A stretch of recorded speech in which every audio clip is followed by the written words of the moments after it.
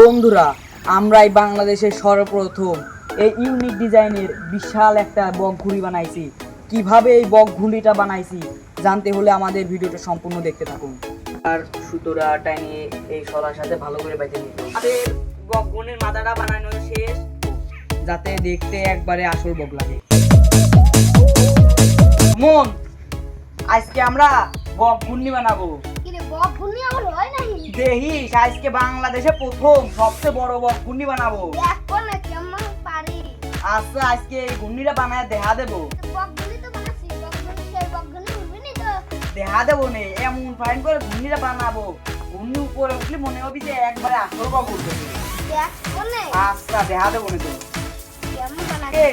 পাশে শলা বানায় ফিনিশিং করে ভালো করে নিতে হবে। হ্যাঁ, এইসব ভালো করে কাছে নিতে হবে। সুমন, খাইতে যাবে তো একটা ফাইল ফাইল করে কাটি নি, যাতে ঘুর্নি এইটা ফ্রেমটা ভালো হয়।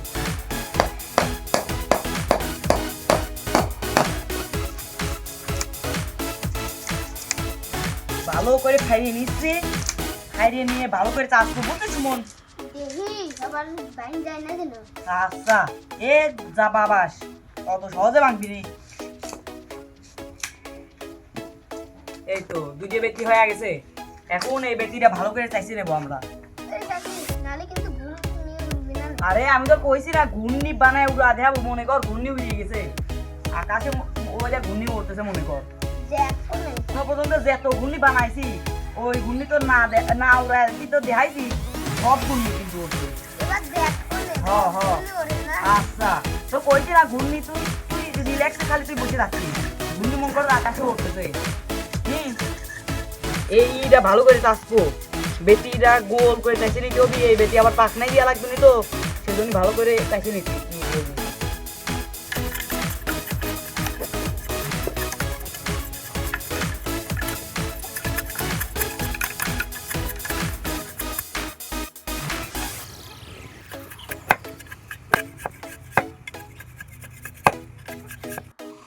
দেখ সুমন, তিনটে শলা চাষা হয়েছে কিনা দেখ, কি ফাইন চাষা হয়েছে দেখ। এই দেখে একেবারে পারফেক্ট হয়েছে, একেবারে তিনটে শলাই পারফেক্ট। এই পাতলা শলা একটু পাতলাই দিয়া লাগবি, বুঝছিস সুমন। এবার তুই যে সুতো পাকানি শুরু করবি, বুঝছিস। তারপরে সুতো পাকানি হয়ে গেলি আমরা দুজন হচ্ছে ঘুড়ি বানানো শুরু করবো, বুঝছিস। তাহলে কিনে তো সব করে থাকলে দেখাবো। দেখ আমরা কি ঘুড়ি বানাবো, একটু সুতো 3-4 পল্ল করে পাহা নেবো, যাতে বালতি যা ছিঁড়ে না যায়। ভালো করে পাহাড় ঘুমিটা আনকমন, একটু সুতো মুতো লাগবে তো, বুঝছিস।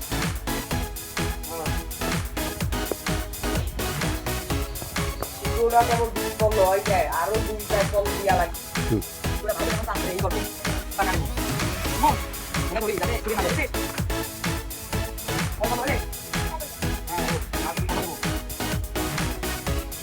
পল্লটা তো দিয়া হয়ে গেছে, এবার সুতোটা ভালো করে পাহা নেবো। ধর সুমন, সুতো তো পাহানো হয়ে গেল, এবার ঢাকনিটা দে, ভালো করে গুছা নিতে হবে, বুঝিস না। ভালো করে গুছা নেবো। এমন আমরা বানায় ওরে দেখাবো, বুঝেছিস। তারপর ওরে অবাক করাবো যে দেখ আমরা সুমন, আমরা ঘুড়ি বানানো এখন শুরু করবো। বক ঘুড়ি বানানোর জন্য আমরা বাঁশের শলা বানানেছি। তো দুইটি শলার মাপ 38 ইঞ্চি এবং বাকি দুইটি প্রয়োজন অনুযায়ী মাপ মতো ব্যবহার করব। এবার মধ্যশলা বসায় নিয়ে মাথার অংশ থেকে 19 ইঞ্চি মেপে নিলাম। এবার 38 ইঞ্চি স্টিক দুটি একে একে বেঁধে নিলাম।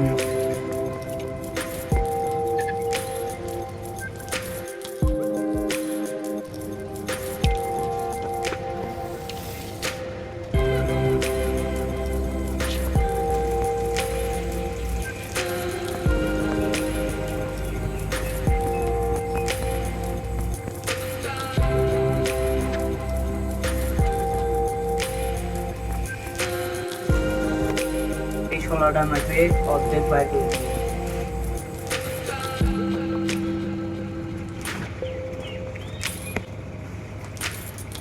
এবার শলাটা ভালো করে বাজিয়ে নেব। শলাটা ধর ভালো করে। করে বেঁধে নিতে হবে, বুঝছিস? শক্ত করে বাতিস খুলে দিবি। এবার এই সুতো এই জায়গায় বাঁধা লাগবে, মাপ সমান মাপ করে।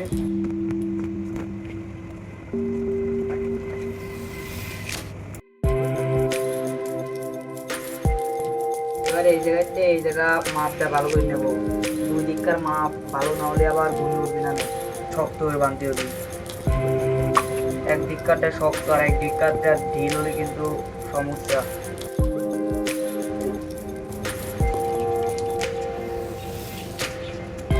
এবার দুই সাইডেই সুতো দিয়ে টানা দিতে হবে। এবার পাখনার তলাতে যতটুকু বডি দেবো সেতটুকু পিছু দিয়ে এবার মাপে নেব।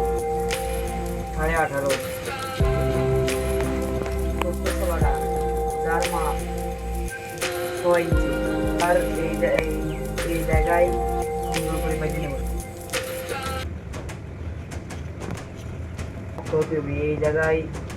এই জায়গাতেই পাখনার টানটা আসবে আর পাখনায় টানা সুতো বাঁধতে হবে।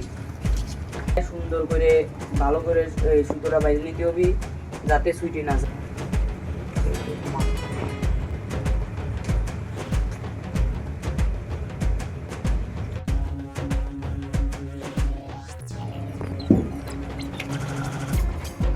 এবার সুতোটা টাইনে এই শলার সাথে ভালো করে বেঁধে নিতে হবে। সুতোটা এই শলার সাথে ভালো করে শক্ত করে বেঁধে নেব। তা অবশ্যই খেয়াল করে বাঁধবেন যাতে যেন ছুটে না যায়। এবার একইভাবে সুতা বাঁধবো। এবার এই পাখনার সাথে সুতো বেঁধে নিয়ে এই সুতোটাও শক্ত করে বাঁধতে হবে। এই পাখনাটা বাঁধার উপরই ঘুড়ির সৌন্দর্য নির্ভর করবে।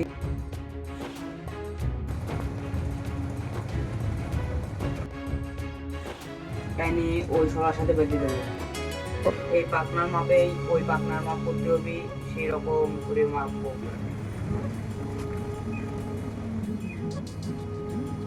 এই জায়গাটা ভালো করে বাঁধতে হবে।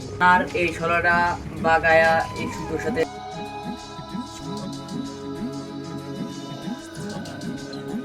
দেখেন বগের একটা পাখনা হয়ে গেছে বিদায়। এই বগের শেপ চলে আসে। এই পাখনাটা বাঁধলে আরো ভালো শেপ আসবে। মেন হচ্ছে ঘুড়ির মেন অংশ হচ্ছে পাখনা। এবার ওইটার মাপ নিয়ে যে বাঁধতে হবে।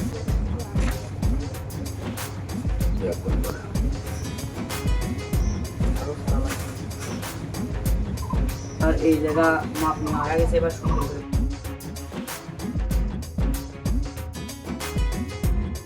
এবার লেস বানের জন্য এটা শোলা নিয়ে নিয়েছি। এবার এই শোলার মাঝ অংশ বাইর করে নেব। পাখনা শোলাতে এই জায়গায় মাপ নিয়ে নেব 14.5 ইঞ্চি। এবার এই শোলাটার নিচের অংশে এই লেজের এই শোলাটা বসায় শক্ত করে বেঁধে নেব। এবার বাড়তি সুতো বেঁধে নেব। এবার শলার দুই সাইডে সুতো বেঁধে নিতে হবে।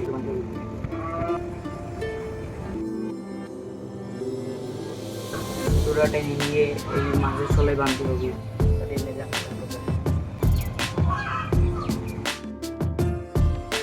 এই মাথায়ও একইভাবে বেঁধে নেব।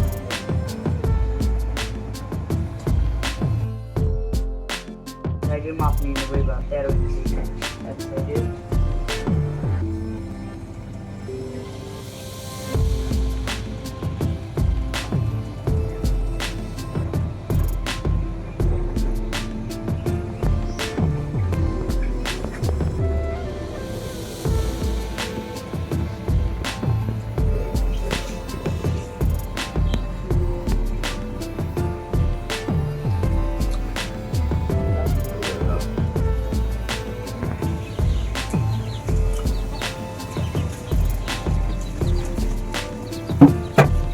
একইভাবে এই পাশের লেজের সুতো ওই পাখনার সাথে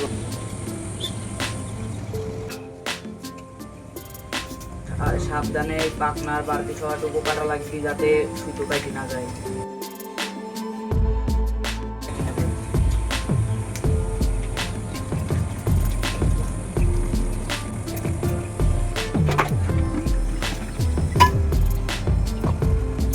ঘূর্ণির ফ্রেম লেস ম্যাস সব বানাই শেষ। এবার আমরা বক ঘূর্ণির মাথাটা বানাবো।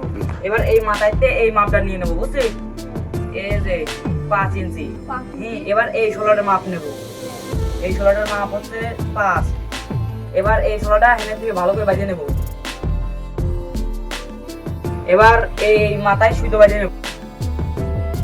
এবার এই সুতো এই শলার এক মাথায় বাজিয়ে নেব। একইভাবে এই মাথায়ও এই সুতো বাজিয়ে নেব। সমান হয় সেই দিকে খেয়াল রাখবেন। এই দেখেন আমাদের মাপটা কিন্তু দুই দিকে আমরা সঠিকভাবে এবার বাজিয়ে নেব। এবার ছোট্ট একটা শলা যোগ করব। শলার মাপ দেখেন 5 সেন্টিমিটার। এই জায়গায় মাপটা নিয়ে নেব।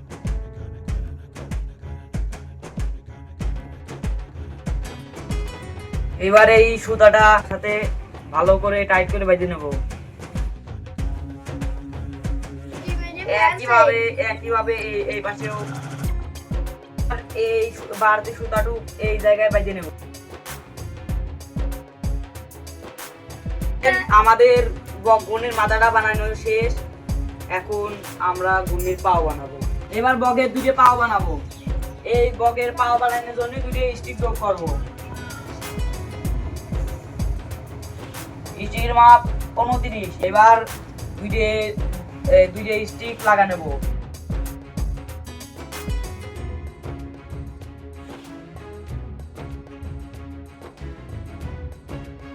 একই মাপে ওইটাও কাটে নেব।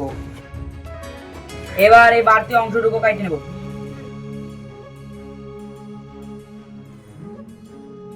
এই পার এই শোলাতে মাঝে শোলা পর্যন্ত মাপ নিয়ে নেব 5 ইঞ্চি। এবার এই পাশেও 5 ইঞ্চি মাপ নিয়ে নেব। ভাবে এই সাইডের পাটা এরকম করে ওইভাবে বেঁধে নেব। কেবল আমরা ঘূর্ণির ফ্রেম বানাইছি। আর সাবানের পর দেখলে আপনারা পুরাপুরি একেবারে অবাক হয়ে যাবেন, বলবেন যে একবারে আসল বক ধরে আনছে। আমরা বক ঘুড়ির ফ্রেম বানানো শেষ করে ফেলছি। এবার ঘূর্ণিটা আমরা ছাপাবো।